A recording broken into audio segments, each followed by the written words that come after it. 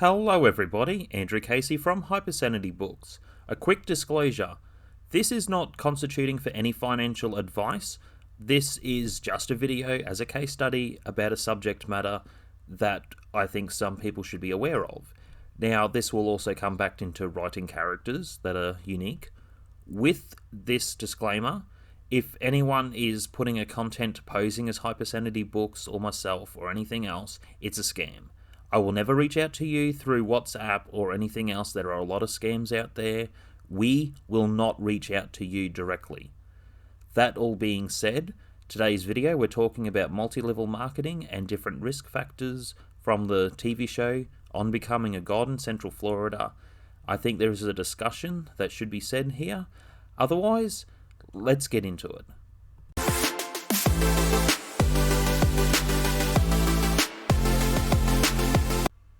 Number 10, tears. Now these are all real, honest-to-goodness millionaires. Each and every one of them.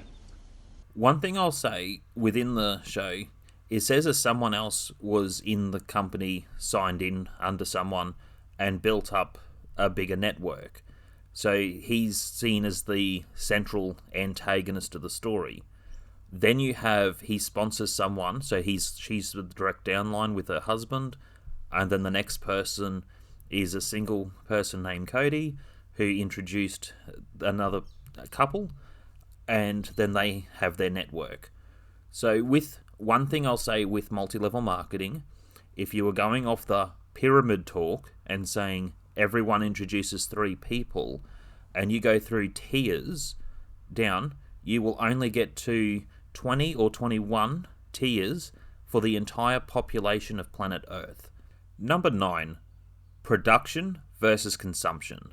One of the things I like to talk about with finance, your production, with whether it's a job, other sources of income, side hustle, investing, whatever it is, your production versus your consumption. A lot of financial channels do talk more about the consumption side of the equation because it's the information more relatable to a lot of people. I also find the discussion on production, on how to make money, should be discussed.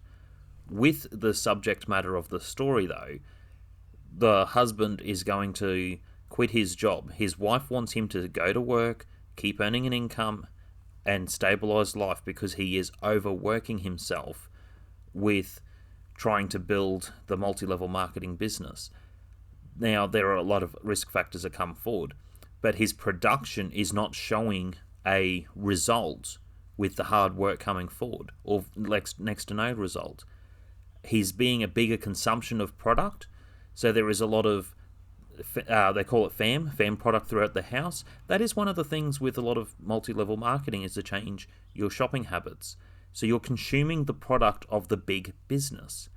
Then the other part as a problem is consuming self-help.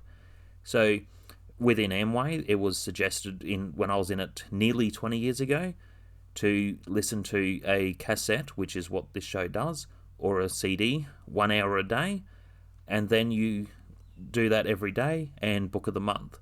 That's the minimal requirement for absorbing content. Now, yes, you should absorb certain content if you're working on writing a book. Definitely check into this channel and leave comments within the videos. I can get back to you. With the subject matter at hand though, that's one of the biggest risk factors, is his production is looking slim. With the idea of the TV show, it's explaining is that people are leaving their jobs because they're encouraged to not have that safety net of a job. So they push the business more to make a living. And life doesn't go so well. It falls apart for a lot of people. So it seems like it's good, but there's that saying, looking good and going nowhere. Who's calling? A winner.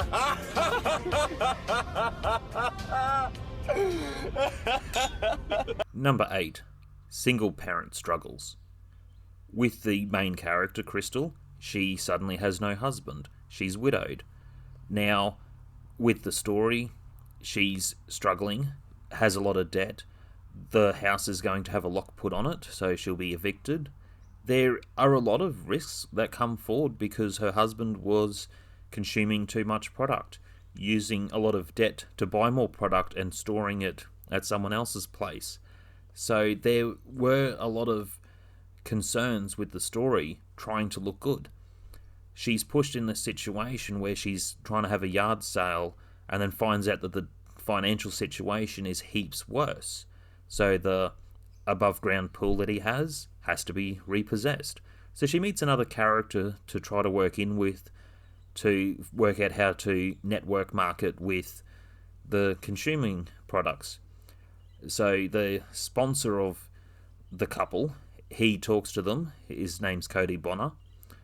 So he tries to encourage her to try to give the fam a go, to try to make money. So he's working on a different way to keep the network in place, because if they pull out, it's like it will all fall apart. Number 7, Krystal sponsor.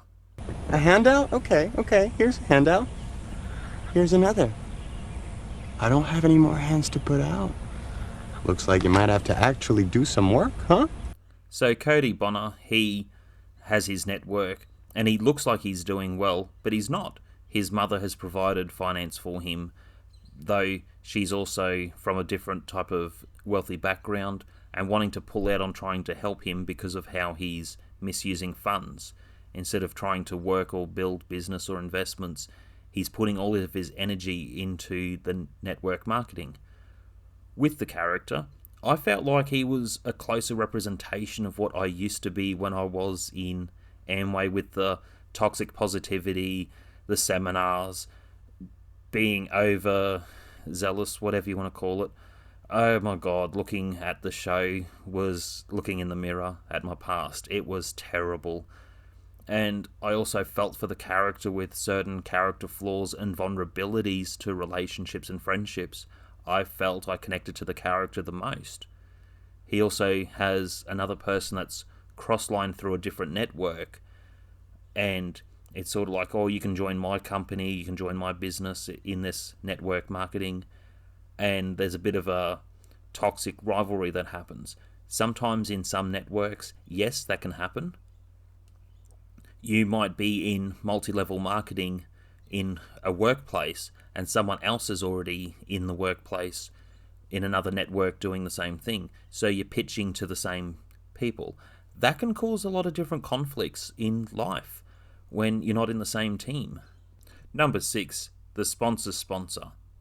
So there's a particular couple that's introduced in the early part of the show to show off, to say that this is the type of house of a silver distributor. So it goes silver, gold, platinum. Don't know exactly what's expected. It's just a general premise of the story to keep it simple. Within her showing off the house, Krystal saying, I catch the bus, I didn't drive here. That it's a thing. We're not financially doing well, we've followed the program. When Krystal builds up her network, she gets to go to Paradise Cay, which is this secluded place, to the sponsor's sponsor. And within this type of place, her and her husband are in one of the secluded rooms, and he says something is amiss. We're only making $30,000 a year. So there is that conflict that comes forward, and with this couple, it comes to showing off to this other person to try to get their approval for the one-on-one meeting with him. They end up getting that meeting, by the way.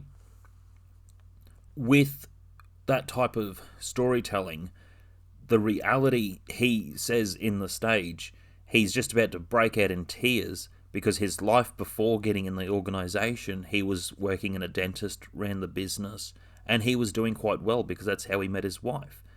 And it's like, oh, but our life is so much better now than what we had. So a lot of other people are pretending or saying that their lives are good or inflated, and then the reality is that if lives are not so good, or they're making out that their life before getting involved was worse than what it actually was. So with the story, there are a lot of concerns with fake filters put on with fake people. And when you listen to what he's saying, on the production side, he was running a business around something he loved, something he was good at, and he wanted to keep staying and doing that. And there's nothing wrong with doing what you're passionate about. With the other part, it's about trying to leave a JOB or self-employed business and rely on this multi-level marketing as your only source of income. And I noticed that with a lot of the other companies, there's such a push on it so you're reliant on the company and no other investments, which is not good. You should learn to diversify your financial portfolio. Number 5, new recruit and toxic positivity. Ernie, not everyone has the teeth to be a closer and climb the ranks. But I want to close. I want to climb the ranks. Exactly. You see what I did? I took something from you, and right away you wanted it. You needed it.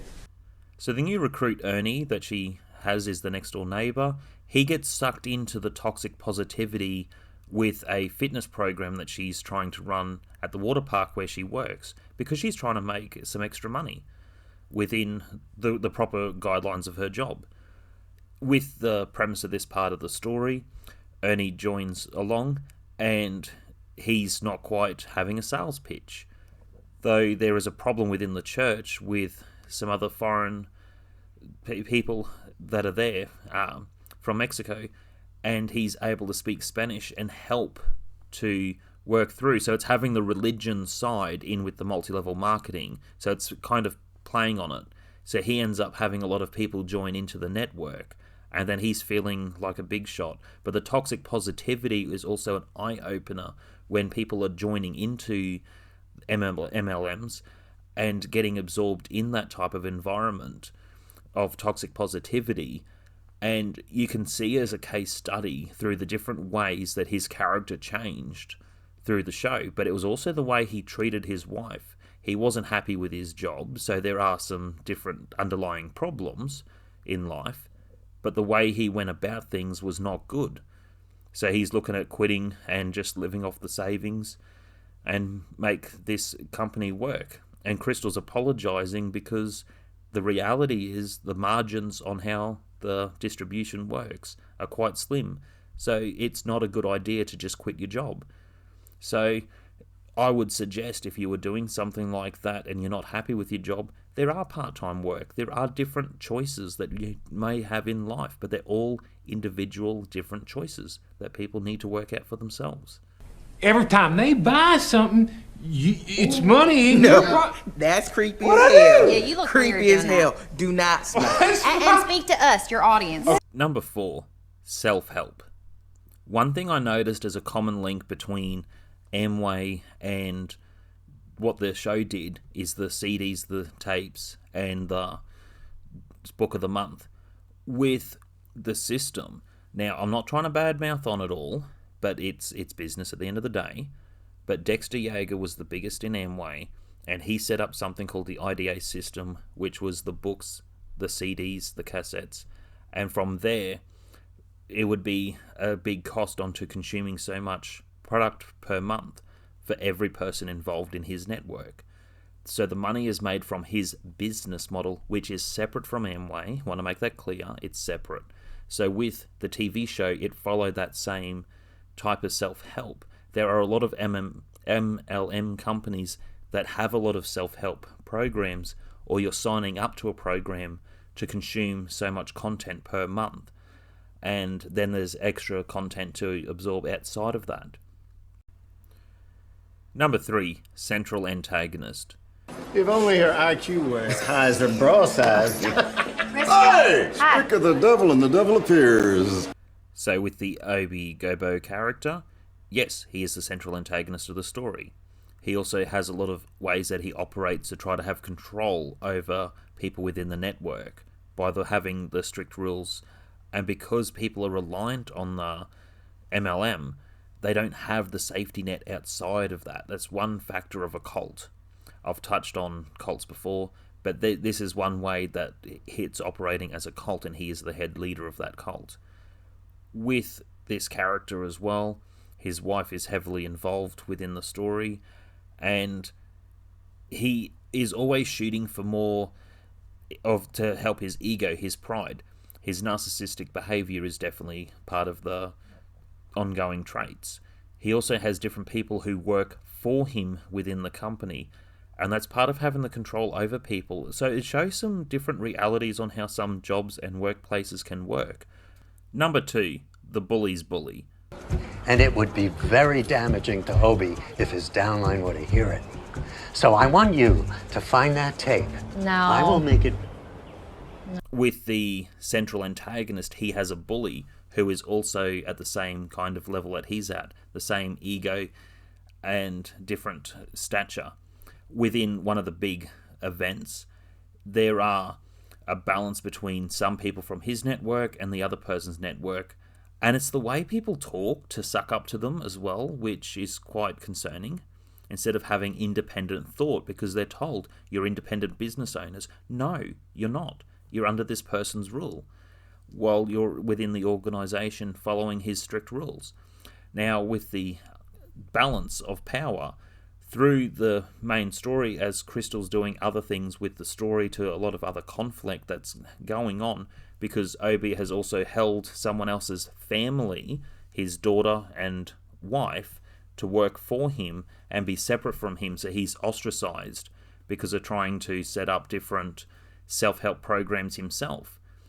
And there are different parts of competition that works that way, though for the bully's bully, there is that balance between the two having conflict that's more humorous, and it added that tension and balance into the story.